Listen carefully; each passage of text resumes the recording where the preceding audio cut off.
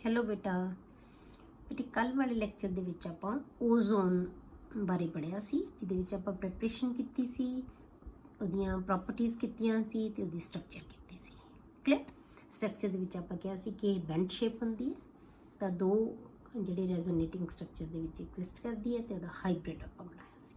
Clear. ਹੁਣ ਆਪਾਂ ਕਰਦੇ ਹਾਂ ਬੇਟੇ ਅੱਜ ਸਲਫਰ ਤੇ ਉਹਦੇ ਕੰਪਾਊਂਡ। ਪਹਿਲਾਂ ਆਪਾਂ ਆਕਸੀਜਨ ਕੀਤੇ, ਆਕਸੀਜਨ ਦੇ ਵਿੱਚ ਦੋ ਕੀਤੇ ਆ, ਡਾਈਆਕਸੀਜਨ ਐਂਡ ਓਜ਼ੋਨ। ਹੁਣ ਆਪਾਂ ਕਰਾਂਗੇ ਸਲਫਰ ਤੇ ਨਾਲ ਇਹਦੇ ਰਿਲੇਟਡ ਕੰਪਾਊਂਡਸ, ਤੇ ਇਹਦੇ ਵਿੱਚ ਆਪਾਂ ਸਲਫਰ ਡਾਈਆਕਸਾਈਡ ਕਰਾਂਗੇ, ਫਿਰ ਇਹਦੇ ਸਲਫਰ ਦੇ ਆਕਸੋ ਐਸਿਡਸ ਕਰਾਂਗੇ। ਆਕਸੋ ਐਸਿਡਸ ਦੇ ਵਿੱਚੋਂ ਆਪਾਂ ਸਿਰਫ ਸਲਫਿਊਰਿਕ ਐਸਿਡ ਹੈ ਜਿਹੜੀ ਉਹਦੀ ਪ੍ਰੈਪਰੇਸ਼ਨ ਕਰਨਾ। ਕਲੀਅਰ। ਮਤਲਬ ਮੰਨ ਲਓ ਦੋ ਹੈ, ਮਤਲਬ sulphur dioxide and sulphuric acid. ਸਭ ਤੋਂ ਪਹਿਲਾਂ ਆਪਾਂ ਬੇਟੇ ਕਰਦੇ ਹਾਂ ਐਲੋਟ੍ਰੋਪਸ ਆਫ ਸਲਫਰ।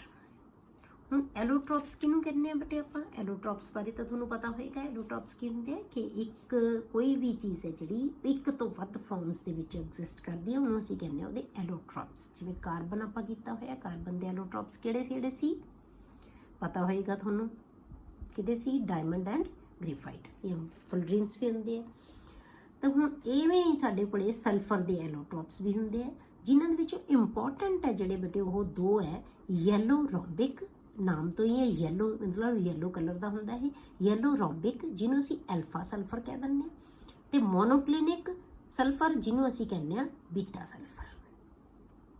ਇੱਕ ਰੋਂਬਿਕ ਸਲਫਰ ਹੁੰਦਾ ਹੈ, ਇੱਕ ਮੋਨੋਕਲਿਨਿਕ। ਕੱਲਾ ਰੋਂਬਿਕ ਵੀ ਲਿਖਿਆ ਹੁੰਦਾ ਹੈ, ਫਿਰ ਤੁਹਾਨੂੰ ਪਤਾ ਹੋਣਾ ਚਾਹੀਦਾ ਨਾ ਵੀ ਇਹ ਯੈਲੋ ਕਲਰ ਦਾ ਹੁੰਦਾ ਹੈ। ਜ਼ਰੂਰੀ ਨਹੀਂ ਕਿ ਯੈਲੋ ਰੋਂਬਿਕ ਹੀ ਲਿਖਿਆ ਹੋਏਗਾ, ਰੋਂਬਿਕ ਸਲਫਰ ਵੀ ਲਿਖਿਆ ਹੁੰਦਾ ਹੈ, ਮੋਨੋਕਲਿਨਿਕ ਵੀ ਲਿਖਿਆ ਹੁੰਦਾ ਹੈ, ਜਾਂ ਇਹਨੂੰ ਅਸੀਂ ਐਲਫਾ ਸਲਫਰ ਵੀ ਤੇ ਬੀਟਾ ਸਲਫਰ ਵੀ ਕਹਿ ਦਿੰਦੇ ਹਾਂ। ਇਹਨੂੰ ਐਲਫਾ ਕਹਿੰਦੇ ਆ, ਇਹਨੂੰ ਬੀਟਾ ਕਹਿੰਦੇ ਆ। ਮੋਨੋਕਲਿਨਿਕ ਨੂੰ ਬੀਟਾ, ਰੋਂਬਿਕ ਨੂੰ ਐਲਫਾ ਸਲਫਰ ਕਿਹਾ ਜਾਂਦਾ ਹੈ। ਕਲੀਅਰ। ਹੁਣ ਆਪਾਂ ਪਹਿਲਾਂ ਦੇਖੋ ਬੇਟਾ ਰੋਂਬਿਕ ਸਲਫਰ ਕਰਦੇ ਹਾਂ, ਜਿਹਨੂੰ ਅਸੀਂ ਐਲਫਾ ਸਲਫਰ ਕਹਿੰਦੇ ਹਾਂ। ਹੁਣ ਇਹਨੂੰ ਅਸੀਂ ਕਿਵੇਂ ਪ੍ਰਿਪੇਅਰ ਕਰਦੇ ਹਾਂ, ਠੀਕ ਹੈ, ਕਿਵੇਂ ਐਗਜ਼ਿਸਟ, ਕਿਹੜੇ ਟੈਂਪਰੇਚਰ ਦੇ ਤੇ ਐਗਜ਼ਿਸਟ ਕਰਦੇ ਆ, ਇਹਦੀਆਂ ਫਾਰਮਸ ਇਹੀ ਦੇਖਣਾ ਹੁੰਦਾ ਆਪਾਂ। ਥੋੜਾ ਇਹਨੂੰ ਬਣਾਇਆ ਕਿਵੇਂ ਜਾਂਦਾ ਹੈ ਬੇਟੇ ਇਹਨੂੰ ਆਪਾਂ ਸਲਫਰ ਨੂੰ ਨਾ ਅਸੀਂ CS2 ਦੇ ਨਾਲ ਇਵੈਪੋਰੇਟ ਕਰਦੇ ਹਾਂ। CS2 ਲੈ ਕੇ ਉਹਦੇ ਵਿੱਚ ਅਸੀਂ ਸਲਫਰ ਪਾ ਦਿੰਦੇ ਹਾਂ, ਉਹਨੂੰ ਅਸੀਂ ਇਵੈਪੋਰੇਟ ਕਰਦੇ ਹਾਂ, ਠੀਕ ਹੈ, ਉਹਨੂੰ ਹੀਟ ਕਰਦੇ ਹਾਂ। ਤਾਂ ਉਹਦੇ ਤੋਂ ਜਿਹੜੇ ਕ੍ਰਿਸਟਲਸ ਬਣਨਗੇ ਨਾ, ਯੈਲੋ ਕਲਰ ਦੇ ਕ੍ਰਿਸਟਲ ਬਣਨਗੇ, ਉਹ ਕੀ ਹੋਏਗਾ? ਰੋਂਬੋ ਸਲਫਰ ਹੋਏਗਾ। Crystals of this sulfur are formed on evaporating the solution of sulfur in sulfur disulfide। ਮਤਲਬ ਅਸੀਂ ਇੱਕ ਜਿਹੜਾ ਹੈਗਾ ਕੰਟੇਨਰ ਲਿਆ, ਉਹ 'ਚ CS2 ਪਾਤਾ, ਇਹ ਸੋਲਵੈਂਟ ਹੈ ਇੱਕ, CS2 ਪਾਤਾ, ਉਹਦੇ ਵਿੱਚ ਅਸੀਂ ਸਲਫਰ ਪਾਤਾ, ਉਹਨੂੰ ਅਸੀਂ ਇਵੈਪੋਰੇਟ ਕੀਤਾ। ਇਵੈਪੋਰੇਸ਼ਨ ਤੋਂ ਬਾਅਦ ਤੁਹਾਡੇ ਕੋਲੇ ਜਿਹੜਾ ਕ੍ਰਿਸਟਲਸ ਬਣਨਗੇ ਯੈਲੋ ਕਲਰ ਦੇ, ਉਹ ਕੀ ਹੋਏਗਾ? ਰੋਂਬੋ ਸਲਫਰ ਹੋਏਗਾ, ਜਿਹਨੂੰ ਅਸੀਂ ਐਲਫਾ ਸਲਫਰ ਕਹਿ ਦਿੰਦੇ ਹਾਂ। ਠੀਕ ਹੈ। ਹੁਣ ਇਹ ਜਿਹੜੀ ਫਾਰਮ ਆਫ ਸਲਫਰ ਹੈ ਨਾ, ਜਿਹੜੀ ਜਾਂ ਕਹਿ ਲਓ ਤੁਸੀਂ ਐਲਫਾ ਸਲਫਰ ਹੈ, ਇਹ ਰੂਮ ਟੈਂਪਰੇਚਰ ਦੇ ਉੱਤੇ ਸਟੇਬਲ ਹੁੰਦੀ ਹੈ। ਮਤਲਬ ਰੂਮ ਟੈਂਪਰੇਚਰ ਦੇ ਉੱਤੇ ਇਹ ਜਿਹੜਾ ਸਲਫਰ ਨਹੀਂ ਐਗਜ਼ਿਸਟ ਕਰੇਗਾ, ਸਿਰਫ ਰੋਂਬਿਕ ਸਲਫਰ ਇਹ ਰੂਮ ਟੈਂਪਰੇਚਰ ਤੇ ਐਗਜ਼ਿਸਟ ਕਰਦਾ ਹੈ। This form is stable at room temperature. This is yellow in colour. Colour ਇਹਦਾ ਨਾਮ ਤੋਂ ਹੀ ਸਾਨੂੰ ਪਤਾ ਹੈ ਕਿ ਯੈਲੋ ਰੋਂਬਿਕ ਹੈ, ਇਹਦਾ ਯੈਲੋ ਕਲਰ ਦੇ ਹੁੰਦੇ ਕ੍ਰਿਸਟਲ, ਇਹ ਤੇ ਯੈਲੋ ਕਲਰ ਦਾ ਹੁੰਦਾ ਹੈ। Dissolve to some extent in benzene, alcohol and ether। ਇਹ ਇਹਨਾਂ ਦੇ ਵਿੱਚ ਕੁਝ ਹੱਦ ਤੱਕ ਘੁਲ ਜਾਂਦਾ ਹੈ। ਵਾਟਰ ਦੇ ਵਿੱਚ ਤਾਂ ਇਨਸੋਲੂਬਲ ਹੁੰਦਾ ਹੈ, ਵਾਟਰ ਦੇ ਵਿੱਚ ਇਨਸੋਲੂਬਲ ਹੈ, but readily soluble in CS2। ਤਾਂ ਇਸੇ ਕਰਕੇ ਆਪਾਂ CS2 ਦੇ ਵਿੱਚ ਹੀ ਇਹਨੂੰ ਪ੍ਰੈਪਰੇਸ਼ਨ ਕੀਤੀ ਹੈ, ਤਾਂ CS2 ਦੇ ਵਿੱਚ ਬਹੁਤ ਆਸਾਨੀ ਨਾਲ ਘੁਲ ਜਾਂਦਾ ਹੈ। ਇਹਦਾ ਜਿਹੜਾ ਮੈਲਟਿੰਗ ਪੁਆਇੰਟ ਹੈ ਬੇਟੇ, ਉਹ ਹੁੰਦਾ ਹੈ 385.8 ਕੈਲਵਿਨ। ਇੰਨੇ ਟੈਂਪਰੇਚਰ ਦੇ ਉੱਤੇ ਕੀ ਹੈ? ਮੈਲਟ ਹੁੰਦਾ ਹੈ। ਕਲੀਅਰ। ਦੂਸਰੀ ਫਾਰਮ ਜਿਹੜੀ ਆਪਾਂ ਲੈਂਦੇ ਹਾਂ ਬੇਟੇ, ਉਹ ਹੈ ਮੋਨੋਕਲਿਨਿਕ ਸਲਫਰ, ਜਿਹਨੂੰ ਅਸੀਂ ਬੀਟਾ ਸਲਫਰ ਕਹਿੰਦੇ ਹਾਂ। ਹੁਣ ਇਹ ਸਲਫਰ ਹੈ ਜਿਹੜਾ, ਇਹਨੂੰ ਅਸੀਂ ਬਣਾਉਂਦੇ ਕਿਵੇਂ ਆ? ਉਵੇਂ ਜਿਵੇਂ ਆਪਾਂ ਪਹਿਲਾਂ ਉਹਦੀ ਪ੍ਰੈਪਰੇਸ਼ਨ ਕੀਤੀ ਸੀ, ਹੁਣ ਇਹਨੂੰ ਕਿਵੇਂ ਪ੍ਰਿਪੇਅਰ ਕੀਤਾ ਜਾਂਦਾ? ਇਹ ਬਣਦਾ ਕਿਹਦੇ ਤੋਂ ਹੈ? ਇਹ ਬੇਟੇ ਆਰਥੋ ਜਿਹੜਾ ਆਪਾਂ ਲੈਂਦੇ ਹਾਂ ਰੋਂਬਿਕ ਸਲਫਰ ਤੋਂ ਜਾਂ ਰੋਂਬੋ ਸਲਫਰ ਤੋਂ ਜੇ ਆਪਾਂ ਬਣਾਇਆ ਜਾਂਦਾ ਇਹਨੂੰ, ਠੀਕ ਹੈ, ਰੋਂਬਿਕ ਸਲਫਰ ਤੋਂ ਹੀ ਬਣਾਇਆ ਜਾਂਦਾ ਹੈ ਇਹਨੂੰ। This form is prepared by melting rhombic sulphur. ਇੱਥੋਂ ਆਪਾਂ ਰੋਂਬਿਕ ਲਿਖਣਾ ਬੇਟੇ, ਰੋਂਬਿਕ ਸਲਫਰ, ਠੀਕ ਹੈ। ਹੁਣ ਇਹਨੂੰ ਪ੍ਰੀਪੇਅਰ ਕੀਤਾ ਜਾਂਦਾ ਹੈ, ਇਹਦੇ ਤੋਂ ਹੀ ਬਣਾਇਆ ਜਾਂਦਾ ਹੈ, ਇਹਨੂੰ ਮੈਲਟ ਕਰਕੇ। ਰੋਂਬਿਕ ਸਲਫਰ ਨੂੰ ਆਪਾਂ ਕੀ ਕਰਦੇ ਹਾਂ? ਮੈਲਟ ਕਰ ਦਿੰਦੇ ਹਾਂ ਇਨ ਅ ਡਿਸ਼ ਐਂਡ ਕੂਲਿੰਗ। ਪਹਿਲਾਂ ਉਹਨੂੰ ਅਸੀਂ ਮੈਲਟ ਕਰਦੇ ਹਾਂ, फिर ਉਹਨੂੰ ਅਸੀਂ ਠੰਡਾ ਕਰਦੇ ਹਾਂ।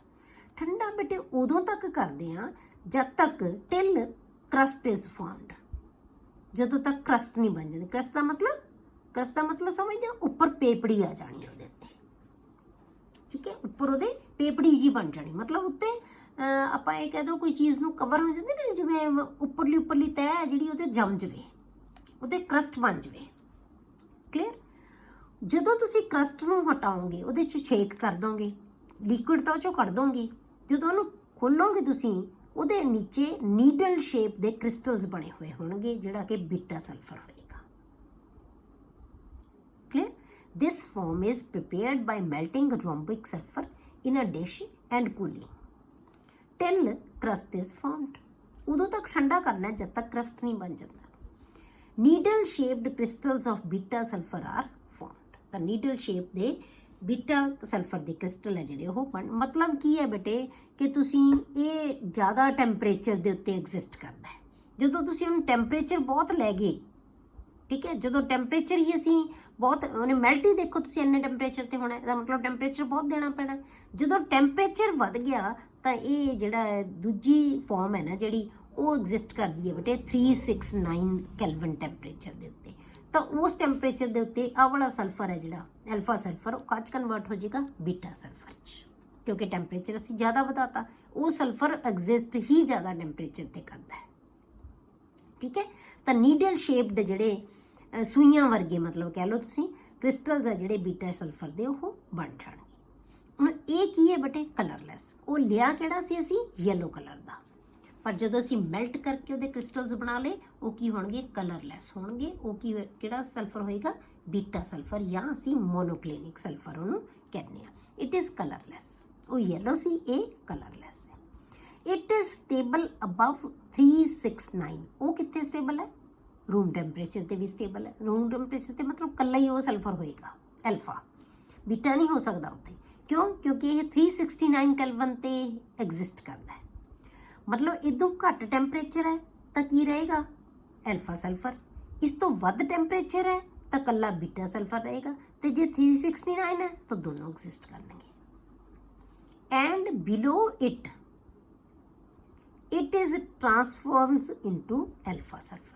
ये सिर्फ इन्ने सल्फर ते एग्जिस्ट कर सकता है, मतलब इन्ने टैंपरेचर ते एग्जिस्ट कर सकता है। जे इस तो घट हो गया टैंपरेचर तो ये काहदे च कन्वर्ट हो जाना बेटे? एल्फा सल्फर च। जे इस तो वध होया तो यही एग्जिस्ट करेगा, यही रहेगा। पर 369 ते की होएगा बेटे? ये दोनों रहेंगे। क्लियर हो गई ये चीज़? It is stable above 369, above 369 and below it is transforms into alpha sulfur।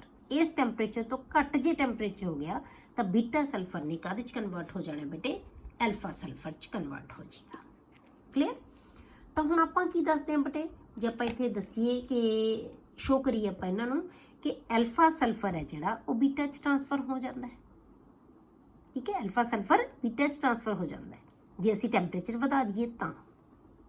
J temperature घट हो जाऊगा तो फिर बीटा सल्फर एल्फा च ट्रांसफर हो जाएगा। मतलब की है? ये दोनों रह सकते हैं, दोनों एक दूजे दे विच की है? ट्रांसफर हो सकते हैं, ट्रांसफॉर्म हो सकते हैं। क्लियर? हुण जे टैंपरेचर 369 है, इसका मतलब की है? ये दोनों ही एग्जिस्ट करनगे 369 टैंपरेचर तक, दोनों एग्जिस्ट। जे इस टैंपरेचर ते असीं रखिया होया है तो ये भी होएगा, ये भी होएगा। क्लियर? जे असी 369 तो टैंपरेचर घटाता तो सारे का सारा बीटा सल्फर भी काहदे च कन्वर्ट हो जाएगा? एल्फा च हो जाएगा। पर जे असी 369 तो वधाता टैंपरेचर तो सारे का सारा एल्फा का कन्वर्ट हो जाएगा बीटा च। क्लियर हो गया कि इस टैंपरेचर ते दोनों एग्जिस्ट करेंगे। 369 टैंपरेचर तो अबव कल्ला बीटा, जे इस तो घट तो कल्ला एल्फा सल्फर है जिहड़ा वो एग्जिस्ट करेगा। क्लियर हो गया? हुण ये टैंपरेचर है ना जिहड़ा ये बहुत इंपॉर्टेंट टैंपरेचर हो गया बेटे। At 369 temperature both forms are stable. इसका मतलब उस टैंपरेचर ते दोनों स्टेबल है। This temperature is called transition temperature. तो तुहानूं कोई बार क्वेश्चन पूछा जाता है कि ट्रांजिशन टैंपरेचर की हुंदा बेटे जिहड़े इन्हां दी सल्फर दे एलोट्रॉप्स दे लई? ठीक है, किहड़ा टैंपरेचर है, transition temperature 369 kelvin is transition temperature. ये बहुत इंपॉर्टेंट है। क्लियर। हुण बेटे आपां इन्हां दीयां जिहड़ियां एग्जिस्टेंस है जिहड़ी वो किवें रहिंदे आ मॉलीक्यूल दे। Both rhombic and monoclinic sulphur have S8 molecules. जिवें आपां O2 लैंदे आ ना, एटोमिसिटी 2 हुंदी है इहदियां 8 एटम्स कंबाइन होकर रहंदियां दोनों जी, चाहे वो रोम्बिक है चाहे वो मोनोक्लिनिक है, दोनों ही S8 मॉलीक्यूल्स दे विच एग्जिस्ट करते हैं एंड हैज़ क्राउन शेप, या असीं W शेप कह दिंदे, W वर्गी इहदी शेप है, इहदी क्राउन शेप है। बहुत ईजी बनाउणा, एक सिंपल W बनाओ, फिर दोनों नूं इत्थों जोड़ दो, इहदे नालों ही शुरू करो, अगला W बना दो। तो ये 1 2 3 4 5 6 7 8 ਜਿਹੜੀਆਂ ਹੈਗੀਆਂ S है ਜਿਹੜੇ ਉਹ आपस ਦੇ ਵਿੱਚ ਜੁੜੇ ਹੋਏ ਹੈ। एक क्राउन शेप बनाई है इन्होंने, इन्हों ਅਸੀਂ क्राउन शेप कह ਦਿੰਦੇ ਹਾਂ। एंगल है ਜਿਹੜਾ ਉਹ 107 डिग्री है, तो ਜਿਹੜੀ लेंथ है दी वो कितनी है 204 पिकोमीटर्स। बस ये तुहानूं याद करन दी लोड़ नहीं है चीज़ां, ये आपां सिर्फ तुहानूं दस्सिया होया स्ट्रक्चर्स दे विच दित्तियां होईयां सी तां आपां ये लिखियां। क्लियर। हुण कुछ इहदियां ਜਿਹੜੀਆਂ ਹੈਗਾ ਉਹ 6 ਦੇ ਵਿੱਚ ਵੀ ਐਗਜ਼ਿਸਟ ਕਰਦੇ ਆ। S8 ਦੇ ਵਿੱਚ ਤਾਂ ਇਹ ਆਮ ਜਿਹੜਾ ਰਹਿੰਦਾ ਉਹ ਕੀ ਹੈ S8 ਦੇ ਵਿੱਚ ਹੈ, S6 ਦੇ ਵਿੱਚ ਵੀ ਐਗਜ਼ਿਸਟ ਕਰਦੇ ਆ। ਇਨ S6 ਦ ਰਿੰਗ ਅਡਾਪਟਸ ਦ ਚੇਅਰ ਫਾਰਮ, ਜਿਵੇਂ ਕਰਾਊਨ ਸ਼ੇਪ ਹੈ ਉਹਦੀ ਚੇਅਰ ਫਾਰਮ ਬਣ ਜਾਂਦੀ ਹੈ ਬੇਟੇ ਜੇ S6 ਦੇ ਵਿੱਚ ਐਗਜ਼ਿਸਟ ਕਰਦੇ ਆ। ਤਾਂ ਆਪਾਂ ਕੀ ਕਰਾਂਗੇ, ਆ ਜਿਵੇਂ ਆਪਾਂ ਇਹ ਇਦਾਂ ਬਣਾਤਾ ਇੱਕ, ਫਿਰ ਇਹ ਦੂਸਰਾ ਬਣ ਜਾਏਗਾ, ਪਰ ਚੇਅਰ ਦੀ ਫਾਰਮ ਦੇ ਵਿੱਚ ਆ ਜਾਏਗਾ। ਤਾਂ 1 2 3 4 5 6 ਹੈ ਜਿਹੜੇ ਸਲਫਰ ਦੇ ਉਹ ਚੇਅਰ ਫਾਰਮ ਦੇ ਵਿੱਚ ਆ ਜਾਂਦੇ, ਮਤਲਬ ਸਟਰਕਚਰ ਦੇ ਨਾਮ ਹੀ ਇਹਨਾਂ ਦੇ ਹੈ, ਇਹ ਕਰਾਊਨ ਸ਼ੇਪ ਹੈ, ਇਹ ਚੇਅਰ ਸ਼ੇਪ ਹੈ। ਕਲੀਅਰ। ਇਹ ਆ ਗਿਆ 6। ਹੁਣ ਜੇ ਅਸੀਂ ਇਹਦਾ ਟੈਂਪਰੇਚਰ ਬਹੁਤ ਵਧਾ ਦਈਏ ਬੇਟੇ, ਜੇ ਟੈਂਪਰੇਚਰ ਬਹੁਤ ਵਧਾ ਦਈਏ ਜ਼ਿਆਦਾ ਟੈਂਪਰੇਚਰ ਦੇ ਉੱਤੇ, मतलब कि ਇਹਨੂੰ ਇਵੈਪੋਰੇਟ ਕਰ ਦਈਏ, ठीक है, एट एलीवेटेड टैंपरेचर, इन्हों से एलीवेटेड टैंपरेचर कहने हैं। तो NCERT ਦੇ ਵਿੱਚ एलीवेटेड टैंपरेचर ही लिखा होया ਇਹਨੂੰ, मतलब कि अप्रोक्सीमेट 1000 केल्विन तक ਜਦੋਂ ਇਹ ਵੈਪਰ ਫੇਜ਼ 'ਚ ਆ ਜਾਏਗਾ, ਉਦੋਂ ਫਿਰ ਇਹ S2 ਦੇ ਵਿੱਚ ਫਾਰਮ ਦੇ ਵਿੱਚ ਐਗਜ਼ਿਸਟ ਕਰਦਾ ਹੈ। ਉਦੋਂ ਇਹ ਡੋਮੀਨੇਟ ਕੀ ਆ ਜਾਂਦੀ ਹੈ ਇਹਦੀ ਫਾਰਮ S2, ਜਿਵੇਂ O2 ਹੁੰਦਾ ਹੈ, ਠੀਕ ਹੈ, 2 ਐਟਮਸ ਹੀ ਰਹਿ ਜਾਂਦੀਆਂ। S2 ਇਜ਼ ਡੋਮੀਨੈਂਟ ਸਪੀਸ਼ੀਜ਼, ਤਾਂ ਉਦੋਂ S2 ਹੈ ਜਿਹੜਾ ਉਹ ਹੁੰਦਾ ਹੈ ਐਂਡ ਇਜ਼ ਪੈਰਾਮੈਗਨੈਟਿਕ ਲਾਈਕ O2। ਹੁਣ ਇਹਦੀ ਨੇਚਰ ਹੈ ਜਿਹੜੀ ਉਹ ਪੈਰਾਮੈਗਨੈਟਿਕ ਹੈ। ਹੁਣ ਜਿਵੇਂ ਆਕਸੀਜਨ ਨੂੰ ਆਪਾਂ ਕਦੋਂ ਕਹਿੰਦੇ ਹਾਂ ਬੇਟੇ ਵੀ ਪੈਰਾਮੈਗਨੈਟਿਕ ਹੈ, ਜਦ ਤੱਕ ਆਪਾਂ ਮੋਲੀਕੂਲਰ ਆਰਬਿਟਲ ਥਿਊਰੀ ਨਹੀਂ ਪੜ੍ਹੀ ਸੀ ਉਦੋਂ ਤੱਕ ਤਾਂ ਆਪਾਂ ਆਕਸੀਜਨ ਨੂੰ ਕਹਿ ਹੀ ਨਹੀਂ ਸਕਦੇ ਕਿ ਪੈਰਾਮੈਗਨੈਟਿਕ ਹੈ। ਕਿਉਂ? ਕਿਉਂਕਿ ਇਹਦੇ 'ਚ ਤਾਂ ਸਾਰੇ ਪੇਅਰਡ ਇਲੈਕਟ੍ਰੋਨ ਹੁੰਦੇ ਆ। ਅਨਪੇਅਰਡ ਕਿਵੇਂ ਆਪਾਂ ਸ਼ੋ ਕਰਦੇ ਹਾਂ, ਇਲੈਕਟ੍ਰੋਨ ਦੇ ਪੇਅਰਸ ਦੇ ਵਿੱਚ ਹੁੰਦੇ ਆ, ਕਿਉਂਕਿ ਆਪਾਂ ਕਹਿੰਦੇ ਕਿ ਜੇ ਅਨਪੇਅਰਡ ਇਲੈਕਟ੍ਰੋਨ ਹੈਗਾ ਤਾਂ ਉਹ ਕੀ ਹੈ ਪੈਰਾਮੈਗਨੈਟਿਕ ਹੋ ਸਕਦਾ ਹੈ। ਔਰ ਤਾਂ ਇਹਦੇ ਕੋਲ ਇਲੈਕਟ੍ਰੋਨ ਕੋਈ ਹੈ ਹੀ ਨਹੀਂਗਾ, ਪਰ ਮੋਲੀਕੂਲਰ ਆਰਬਿਟਲ ਥਿਊਰੀ ਨੇ ਸਾਨੂੰ ਦੱਸਿਆ ਸੀ ਕਿ ਇਹਦੇ ਕੋਲ ਅਨਪੇਅਰਡ ਇਲੈਕਟ੍ਰੋਨ ਹੈਗੇ ਹੈ O2 ਦੇ ਕੋਲ, ਠੀਕ ਹੈ। ਜੇ ਤੁਹਾਨੂੰ ਯਾਦ ਹੈ ਥਿਊਰੀ ਜਿਹੜੀ ਮੋਲੀਕੂਲਰ ਆਪਾਂ એનર્ਜੀ ਲੈਵਲ ਡਾਇਆਗ੍ਰਾਮਸ ਬਣਾਈਆਂ ਸੀ, MOD ਆਪਾਂ ਥਿਊਰੀ ਕੀਤੀ ਸੀ ਮੋਲੀਕੂਲਰ ਆਰਬਿਟਲ ਥਿਊਰੀ, ਤਾਂ ਉਹਦੇ ਅਕੋਰਡਿੰਗ ਆਪਾਂ ਦੱਸਿਆ ਸੀ ਕਿ ਇਹਦੀ ਨੇਚਰ ਹੈ ਜਿਹੜੀ ਪੈਰਾਮੈਗਨੈਟਿਕ ਹੁੰਦੀ ਹੈ। ਇਸੇ ਤਰ੍ਹਾਂ ਬੇਟੇ S2 ਦੀ ਵੀ ਨੇਚਰ ਹੈ ਜਿਹੜੀ ਉਹ ਕੀ ਹੁੰਦੀ ਹੈ ਪੈਰਾਮੈਗਨੈਟਿਕ ਹੁੰਦੀ ਹੈ। ਜਿਵੇਂ ਇਹਦੇ ਕੋਲੇ 6 ਇਲੈਕਟ੍ਰੋਨਸ ਹੈ ਵੈਲੈਂਸ ਸ਼ੈਲ ਦੇ ਵਿੱਚ, ਇਹਦੇ ਕੋਲ ਵੀ ਬੇਟੇ 6 ਇਲੈਕਟ੍ਰੋਨਸ ਹੀ ਹੈ, ਸੇਮ ਵੈਲੈਂਸ ਇਲੈਕਟ੍ਰੋਨ ਸੇਮ ਹੈ, ਤਾਂ ਇਹਦੀ ਜਿਹੜੀ ਨੰਬਰ ਆਫ ਇਲੈਕਟ੍ਰੋਨ ਸੇਮ ਹੋਣ ਕਰਕੇ ਇਹਦੀ ਨੇਚਰ ਵੀ ਕਿਹਦੇ ਵਰਗੀ ਹੋਏਗੀ O2 ਵਰਗੀ ਹੋਏਗੀ। ਤਾਂ ਯਾਦ ਕੀ ਰੱਖਣਾ ਹੈ ਕਿ ਕਿਹੜੀ ਫਾਰਮ ਦੇ ਵਿੱਚ ਇਹ ਤੁਹਾਨੂੰ ਆਉਂਦਾ ਹੈ ਕਿ ਕਿਹੜੀ ਫਾਰਮ ਹੈ ਸਲਫਰ ਦੀ ਜਿਹੜੀ ਪੈਰਾਮੈਗਨੈਟਿਕ ਨੇਚਰ ਦੀ ਹੁੰਦੀ ਹੈ, ਤਾਂ ਉਹ ਕਿਹੜੀ ਹੈ S2 ਹੈ ਬੇਟੇ, S2 ਜਿਹੜੀ ਕਿ O2 ਵਰਗੀ ਹੁੰਦੀ ਹੈ। ਜੇ ਤੁਹਾਨੂੰ ਆਪਾਂ ਦਿਮਾਗ 'ਚ ਹੋਵੇ ਤੁਹਾਡੇ ਤੇ ਆਪਾਂ ਕੀ ਬਣਾਇਆ ਸੀ, ਜਿਵੇਂ ਆਪਾਂ ਇਹ ਲਿਆ ਸੀ 1s ਜਿਹੜਾ ਆ ਗਿਆ ਸਿਗਮਾ, ਇਹ ਸਿਗਮਾ ਸਟਾਰ ਆ ਗਿਆ 1s, ਫਿਰ ਸਿਗਮਾ 2s, ਫਿਰ ਸਿਗਮਾ ਸਟਾਰ 2s, ਫਿਰ ਸਿਗਮਾ 2pz ਆ ਗਿਆ, ਫਿਰ 2px 2py ਆ ਗਏ ਬਰਾबर, ਫਿਰ ਸਿਗਮਾ ਸਟਾਰ ਨਾ ਸੌਰੀ ਪਾਈ ਸਟਾਰ 2px 2py ਆ ਗਿਆ, ਉਸ ਤੋਂ ਬਾਅਦ ਸਿਗਮਾ ਸਟਾਰ 2pz, ਇਵੇਂ ਆਇਆ ਸੀ ਆਪਾਂ ਲਏ ਸੀ, ਠੀਕ ਹੈ। ਤਾਂ ਇਹ ਕੀ ਆਏਗਾ 1s, ਇਹ 1s ਸਟਾਰ, ਸਿਗਮਾ ਤਾਂ ਲਾਉਣਾ ਹੀ ਲਾਉਣਾ ਨਾਲ, ਠੀਕ ਹੈ। ਇਹ ਆ ਗਿਆ ਸਿਗਮਾ 2s, ਇਹ ਆ ਗਿਆ ਸਿਗਮਾ 2s ਸਟਾਰ। उस तो बाद आपां लिखिया सी सिग्मा 2p z, ये पाई 2px ते पाई 2py। क्लियर। इत्थे आपां की किया सी पाई स्टार 2px ते पाई स्टार 2py। ये आ गया सिग्मा स्टार 2pz। क्लियर। किन्ने इलैक्ट्रॉन है? एक ऑक्सीजन कोले किन्ने होंदे 6, दो कोल किन्ने होणगे बेटे? दो कोल किन्ने होणगे 12। तो आपां किन्ने इलैक्ट्रॉन जांदे है इत्थे इस ऑर्बिटल दे विच जिन्ने सारिਆਂ कोले ऑर्बिटल्स है तो एक ऑर्बिटल हरेक कोल की है ऑर्बिटल। इन्हां कोल 2, इन्हां कोल 2, इन्हां कोल 1, यही इलैक्ट्रॉन है। 1 2 3 4 5 6 7 8 9 10 11 एंड 12। इन्हां कोल सिंगल सिंगल इलैक्ट्रॉन आ गए। इस करके दी नेचर की है बेटे पैरामैग्नेटिक। हुण सेम इलैक्ट्रॉन ही वैलेंस इलैक्ट्रॉन किहदे कोल है? इहदे 2s दी बजाय उहदे कोले की आ जाना है नैक्सट आ जाएगा 3s वाला आ जाएगा। है तो सेम नंबर ऑफ इलैक्ट्रॉन्स की है 12 ही होणगे। S2 कोल भी किन्ने इलैक्ट्रॉन है? ये आपां किहदी बनाई है O2 दी। उत्थे आपां की लिखांगे S2 दे विच इथों 3s तो स्टार्ट हो जाणगे 3s ते 3p सेम होणगे इलैक्ट्रॉन्स तो सेम ही होने उहदे कोले। तो हुण इत्थे तुहाडे कोले जिहड़ी इहदी नेचर है जिहड़ी उहदी वो पैरामैग्नेटिक किहदे करके है बेटे?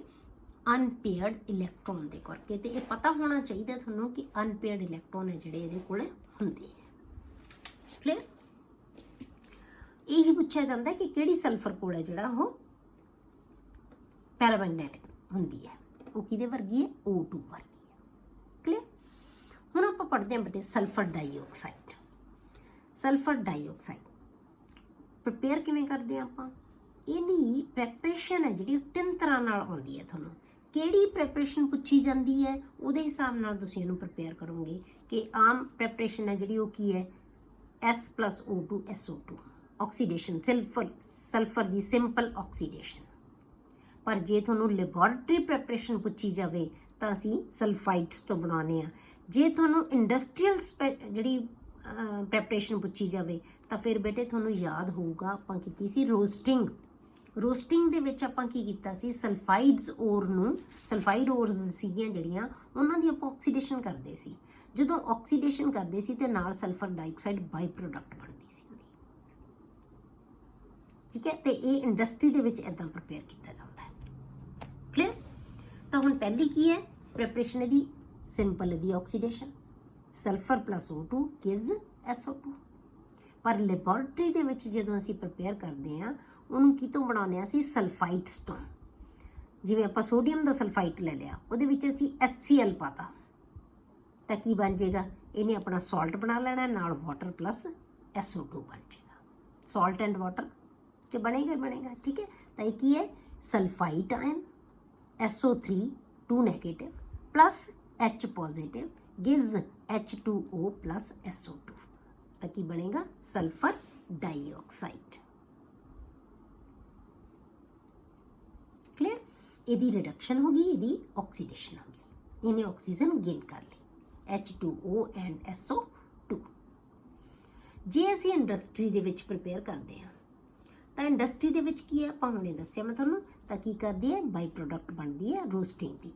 By product of roasting of sulphide ores जिवें आपां ले लिया आयरन पायराइड्स FeS2 इहदी असीं ऑक्सीडेशन की तो इन्हें की बना लिया Fe2O3 प्लस SO2 या आपां कर दिए ZnS प्लस O2 तो की बनेगा ZnO बन जाएगा तो SO2 बन जाता है। कोई भी सल्फाइड और ले लें उहदी आपां की करते हैं ऑक्सीडेशन करते हैं तो SO2 बनता है। क्लियर। ये आ गया इंडस्ट्रीयल प्रैपरेशन ऑफ SO2। उस तो बाद आ गया बेटे दी प्रॉपर्टीज ऑफ SO2। इहदी प्रॉपर्टीज की है? It is colourless gas with pungent smell. ये तो सल्फर कोई भी आ जाए सल्फर का कंपाउंड बेटे इन्हां दी जिहड़ी स्मैल है ना बहुत मतलब होर तरह की होंदी है, तिखी स्मैल होंदी है इन्हां दी। It is colourless gas with pungent smell and is highly soluble in water.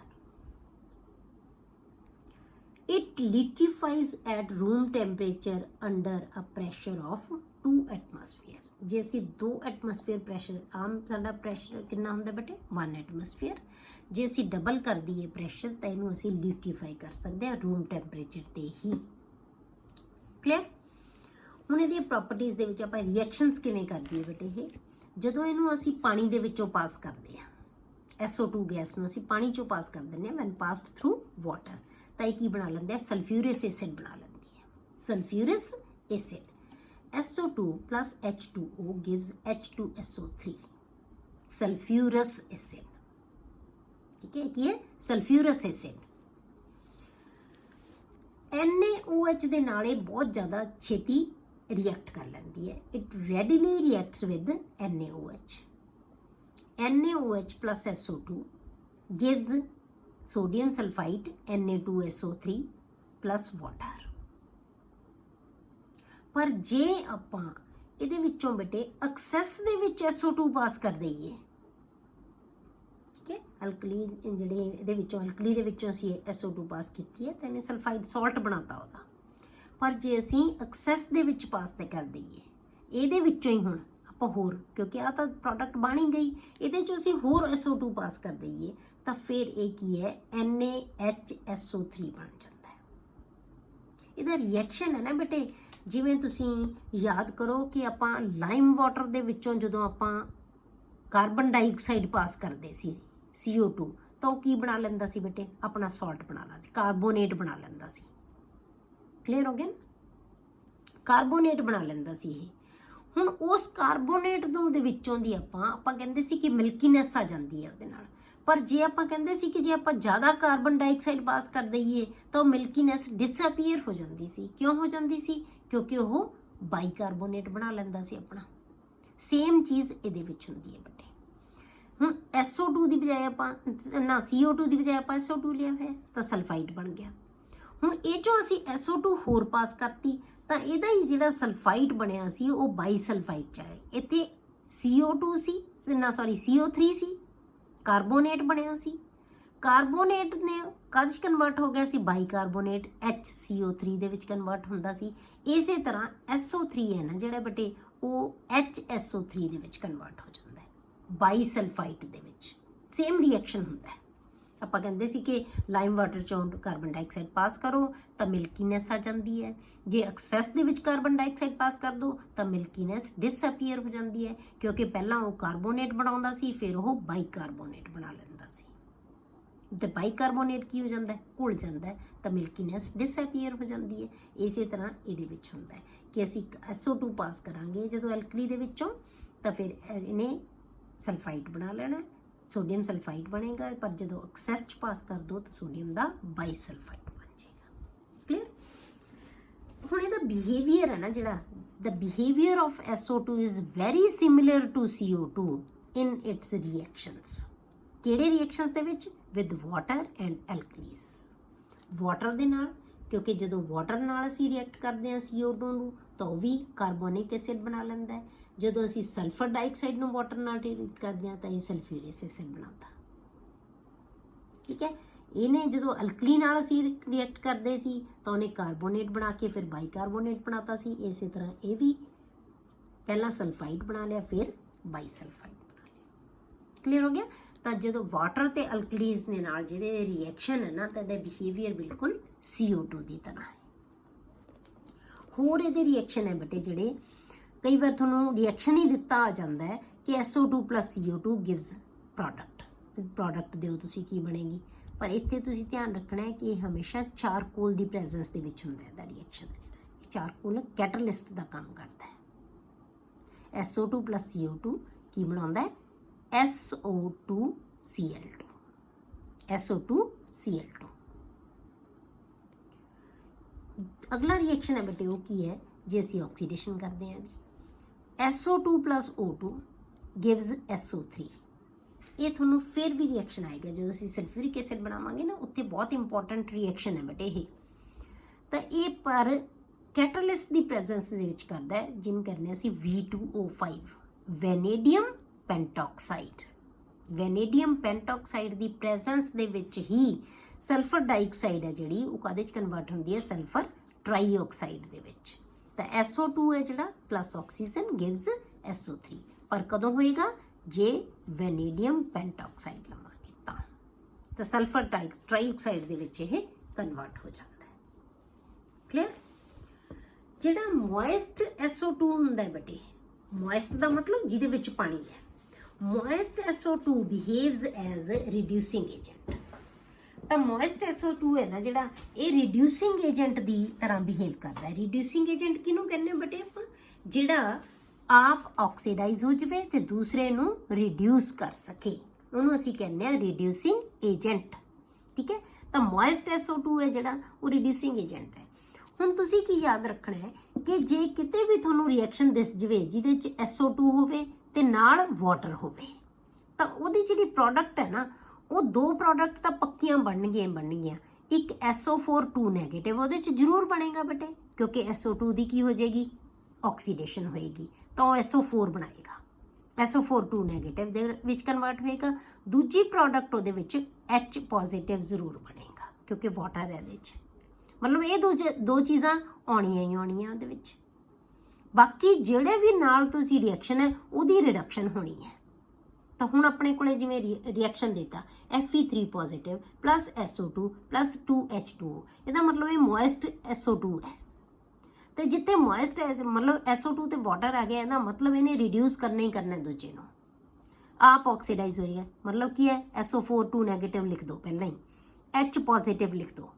ਹੁਣ ਰਹਿ ਕੀ ਗਿਆ ਸਾਡੇ ਕੋਲੇ Fe3 ਪੋਜ਼ਿਟਿਵ, ਇਹਨੂੰ ਅਸੀਂ ਕੀ ਕਰਾਂਗੇ, ਰਿਡਿਊਸ ਕਿਵੇਂ ਹੋਏਗਾ ਇਹ, ਜੇ ਇਲੈਕਟ੍ਰੋਨ ਗੇਨ ਕਰੇਗਾ। ਤਾਂ ਇਹ Fe3 ਪੋਜ਼ਿਟਿਵ ਦੇ ਵਿੱਚ ਹੈ ਤੇ ਇਹ ਕੱਚ ਕਨਵਰਟ ਹੋਏਗਾ Fe2 ਪੋਜ਼ਿਟਿਵ ਦੇ ਵਿੱਚ, ਇਲੈਕਟ੍ਰੋਨ ਨੂੰ ਇਹਨੇ ਗੇਨ ਕਰਨਾ। ਫੈਰਿਕ ਹੈ ਜਿਹੜਾ ਆਇਨ ਕੱਚ ਕਨਵਰਟ ਹੋਏਗਾ ਫੈਰਸ, ਇਹਦੀ ਰਿਡਕਸ਼ਨ ਤਾਂ ਹੀ ਹੋਏਗੀ ਨਾ, ਤਾਂ Fe2 ਪੋਜ਼ਿਟਿਵ ਚ ਕਨਵਰਟ ਹੋ ਗਿਆ। ਇਹ ਰਿਐਕਸ਼ਨ ਹੋ ਜਾਏਗਾ ਤੁਹਾਡਾ। ਅਗਲਾ ਰਿਐਕਸ਼ਨ ਹੈ ਬੇਟੇ, ਜੇ ਆਪਾਂ MnO4 ਨੈਗੇਟਿਵ ਨਾਲ ਕਰਦੇ ਹਾਂ।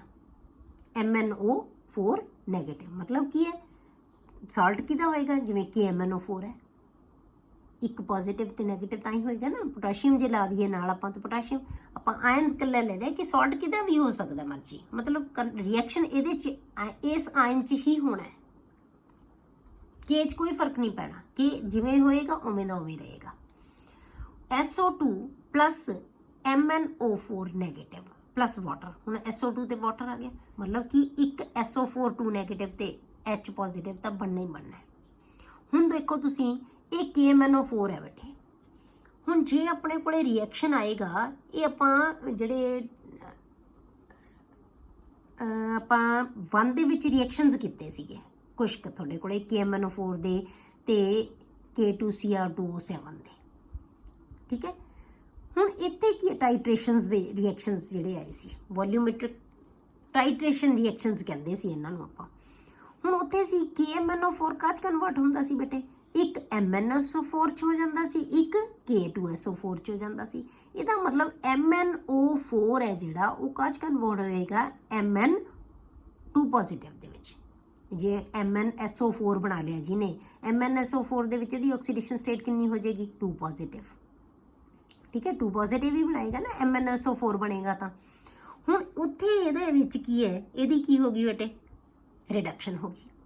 ਇਹ ਨੈਗੇਟਿਵ ਤੋਂ ਪੋਜ਼ਿਟਿਵ, ਇਲੈਕਟ੍ਰੋਨ ਕੀ ਹੈ ਇਹ ਗੇਨ ਕਰੇਗਾ, ਠੀਕ ਹੈ। ਹੁਣ ਇੱਥੇ ਇਹਦੀ ਆਕਸੀਡੇਸ਼ਨ ਸਟੇਟ ਦੇਖੋ ਕਿੰਨੀ ਹੈ, ਇਹ ਕਿੰਨੇ 'ਚ ਹੈ, ਨੈਗੇਟਿਵ। ਇਹਦੀ ਆਕਸੀਡੇਸ਼ਨ ਸਟੇਟ ਕਿੰਨੀ ਆਈ ਹੈ, Mn ਦੀ ਇੱਥੋਂ ਕੱਢੋਗੇ ਤੁਸੀਂ ਤਾਂ ਇਹ 4 ਹੈ ਤੁਹਾਡੇ ਕੋਲੇ ਆਕਸੀਜਨ। ਇੱਕ ਆਕਸੀਜਨ ਦੇ ਉੱਤੇ ਕਿੰਨੇ ਹੁੰਦੇ ਆ ਬੇਟੇ, 2, ਠੀਕ ਹੈ, 2 ਹੁੰਦੇ ਆ। ਤਾਂ ਇੱਥੋਂ ਤੁਹਾਡੇ ਕੋਲੇ ਕਿੰਨੇ ਬਣ ਜਾਣੇ, ਇਹ 4 दूनी 8 ਤੇ ਇਹ ਵੀ ਮੂਰੇ 2 ਹੈ, ਇਹਨੂੰ ਛੱਡ ਵੀ ਦਊਂ ਤਾਂ ਇੱਕ ਮੋਲੀਕਿਊਲ ਦੇ ਵਿੱਚ ਕੱਢਣਾ ਹੋਵੇ ਤਾਂ ਵੀ ਕਿੰਨੇ ਬਣ ਗਏ, 8 ਬਣ ਗਏ। 8x + 8 = -1। ਤਾਂ ਇੱਥੇ ਕੀ ਆ ਗਈ, ਕਿੰਨੀ ਇਹਦੀ ਆਕਸੀਡੇਸ਼ਨ ਸਟੇਟ ਕਿੰਨੀ ਆ ਗਈ, 7 ਆ ਗਈ, +7 ਆ ਗਈ। +7 ਤੋਂ ਇਹ +2 ਚ ਜਾ ਰਿਹਾ ਹੈ, ਤਾਂ ਇਹਦਾ ਮਤਲਬ ਕੀ ਹੈ, ਇਹਦੀ ਰਿਡਕਸ਼ਨ ਹੋ ਰਹੀ ਹੈ, ਇਲੈਕਟ੍ਰੋਨ ਗੇਨ ਕਰ ਰਿਹਾ ਹੈ। ਕਲੀਅਰ ਹੋ ਗਿਆ। ਤਾਂ ਹੁਣ ਇਹ MnO4 ਨੈਗੇਟਿਵ ਹੈ ਜਿਹੜਾ Mn2 ਪੋਜ਼ਿਟਿਵ ਚ ਗਿਆ। ਬਸ ਇਹਨੂੰ ਯਾਦ, ਉਸ ਰਿਐਕਸ਼ਨ ਨੂੰ ਆਪਦੇ ਮਾਈਂਡ 'ਚ ਰੱਖੋ ਬੇਟੇ, ਕਿ KMnO4 ਹੈ ਨਾ ਜਿਹੜਾ ਉਹ ਕਾਹ 'ਚ ਕਨਵਰਟ ਹੋ ਰਿਹਾ ਹੈ K2SO4 ਦੇ ਵਿੱਚ ਤੇ MnSO4 ਦੇ ਵਿੱਚ। ਜੇ MnSO4 ਬਣ ਰਿਹਾ ਹੈ ਤਾਂ Mn2 ਆਕਸੀਡੇਸ਼ਨ ਸਟੇਟ 'ਚ ਜਾ ਰਿਹਾ ਹੈ, ਤਾਂ ਇੱਥੇ ਜਿੰਨੀ ਮਰਜ਼ੀ ਇਹਦੀ ਆਕਸੀਡੇਸ਼ਨ ਸਟੇਟ ਹੈ 2 ਪੋਜ਼ਿਟਿਵ 'ਚ ਜਾ ਰਿਹਾ ਹੈ, ਠੀਕ ਹੈ, ਘਟ ਰਹੀ ਹੈ ਇਹਦੀ ਆਕਸੀਡੇਸ਼ਨ ਸਟੇਟ, ਤਾਂ ਇਸ ਕਰਕੇ ਇਹਦੀ ਕੀ ਹੋ ਰਹੀ ਹੈ, ਰਿਡਕਸ਼ਨ ਹੋ ਰਹੀ ਹੈ। ਕਲੀਅਰ। ਉਸ ਤੋਂ ਬਾਅਦ ਆ ਗਿਆ ਬੇਟੇ ਤੁਹਾਡੇ ਕੋਲੇ ਇਹਦੇ ਲਾਸਟ ਹੈ ਜਿਹੜਾ SO2 ਦੇ ਵਿੱਚ, ਉਹ ਹੈ ਸਟਰਕਚਰ ਆਫ SO2। ਹੁਣ ਇਹਦੀ ਸਟਰਕਚਰ ਕੀ ਹੈ SO2 ਦੀ? ਇਹਦੀ ਵੀ ਸਟਰਕਚਰ ਓਜ਼ੋਨ ਵਾਂਗੂ ਹੈ, ਬੈਂਡ ਸ਼ੇਪ ਹੈ। ਇਹਦੇ ਵਿੱਚ ਵੀ ਇੱਕ S ਤੇ O ਦੇ ਵਿੱਚ ਡਬਲ ਬੌਂਡ ਹੈ, ਇੱਕ S ਤੇ O ਦੇ ਵਿੱਚ ਸਿੰਗਲ ਬੌਂਡ ਹੈ। ਹੁਣ ਨਾ ਇਹ ਰਿਪਰੈਜ਼ੈਂਟ ਕਰ ਰਿਹਾ ਪ੍ਰੋਪਰ ਸਟਰਕਚਰ ਨੂੰ, ਨਾ ਇਹ ਰਿਪਰੈਜ਼ੈਂਟ ਕਰ ਰਿਹਾ। ਕਿਉਂ? ਕਿਉਂਕਿ ਜਦੋਂ ਐਕਸਪੈਰੀਮੈਂਟਲ ਡਾਟਾ ਸ਼ੋਜ਼ ਕਿ ਦੋਨਾਂ ਦੇ ਜਿਹੜੇ ਬੌਂਡ ਲੈਂਥ ਆ ਉਹ ਕੀ ਹੈ, ਸੇਮ ਹੈ, ਠੀਕ ਹੈ। ਰੈਜ਼ੋਨੈਂਸ, ਜਿੱਥੇ ਵੀ ਰੈਜ਼ੋਨੈਂਸਿੰਗ ਸਟਰਕਚਰ ਆਉਂਦੇ ਹੈ ਤੇ ਉਹਨਾਂ ਦੇ ਵਿੱਚ ਹੁੰਦੇ ਆ ਬਟ ਜਿਹੜਾ ਇੱਕ ਸਟਰਕਚਰ ਹੈ ਜਿਹੜੀ ਉਹ ਸਾਰੀਆਂ ਪ੍ਰੋਪਰਟੀਜ਼ ਨੂੰ ਰਿਪਰੈਜ਼ੈਂਟ ਨਾ ਕਰ ਸਕਦੀ ਹੋਵੇ, ਤਾਂ ਸਾਨੂੰ ਪਤਾ ਹੈ ਕਿ ਰੈਜ਼ੋਨੈਂਸ ਹੈ ਜਿਹੜਾ ਉਹ ਤੁਹਾਡੇ ਵਾਸਤੇ ਨਵਾਂ ਨਹੀਂ ਬਟੇ, ਉਹ ਤੁਹਾਨੂੰ ਪਤਾ ਹੀ ਹੈ, ਠੀਕ ਹੈ। ਤਾਂ ਇਹਦੇ ਵਿੱਚ ਵੀ ਕੀ ਹੈ, ਰੈਜ਼ੋਨੈਂਸ ਹੁੰਦੀ ਹੈ। ਤਾਂ ਰੈਜ਼ੋਨੇਟਿੰਗ ਦੋ ਸਟਰਕਚਰਸ ਇਹਦੇ ਐਗਜ਼ਿਸਟ ਕਰਦੇ ਆ। ਇਹ ਤੁਹਾਡੇ ਕੋਲੇ ਕੀ ਆ ਗਿਆ, ਇਹਦੇ 'ਚ ਡਬਲ ਬੌਂਡ, ਇੱਥੇ ਸਿੰਗਲ ਬੌਂਡ, ਇੱਥੇ ਕੀ ਆ ਗਿਆ, ਇੱਥੇ ਸਿੰਗਲ ਬੌਂਡ, ਇੱਥੇ ਡਬਲ ਬੌਂਡ। ਜੇ ਤੁਸੀਂ ਇਹਦਾ ਹਾਈਬ੍ਰਿਡ ਬਣਾਓਗੇ ਤਾਂ ਕੀ ਆਏਗਾ, ਦੋਨਾਂ ਦੇ ਵਿੱਚ ਡਾਟ ਡਾਟ ਲਾ ਕੇ ਡਬਲ ਬੌਂਡ ਬਣਾ ਦਾਂਗੇ, ਉਹ ਕੀ ਬਣ ਜਾਏਗਾ ਤਾਂ ਹਾਈਬ੍ਰਿਡ, ਠੀਕ ਹੈ। ਬਿਲਕੁਲ ਓਜ਼ੋਨ ਵਰਗੀ ਇਹਦੀ ਸਟਰਕਚਰ ਹੈ। ਉਸ ਤੋਂ ਬਾਅਦ ਆ ਗਏ ਬੇਟੇ ਇਹਦੇ ਯੂਜ਼ਸ। ਯੂਜ਼ਸ ਕੀ ਹੈ ਇਹਦੇ? ਇਹਨੂੰ ਸਭ ਤੋਂ ਪਹਿਲਾਂ ਤਾਂ ਕੀ ਹੈ, ਇਹ ਇਨ ਰਿਫਾਈਨਿੰਗ ਪੈਟਰੋਲੀਅਮ ਐਂਡ ਸ਼ੂਗਰ, ਉਹਨਾਂ ਦੀ ਰਿਫਾਈਨਿੰਗ ਵਾਸਤੇ ਯੂਜ਼ ਕੀਤਾ ਜਾਂਦਾ ਹੈ।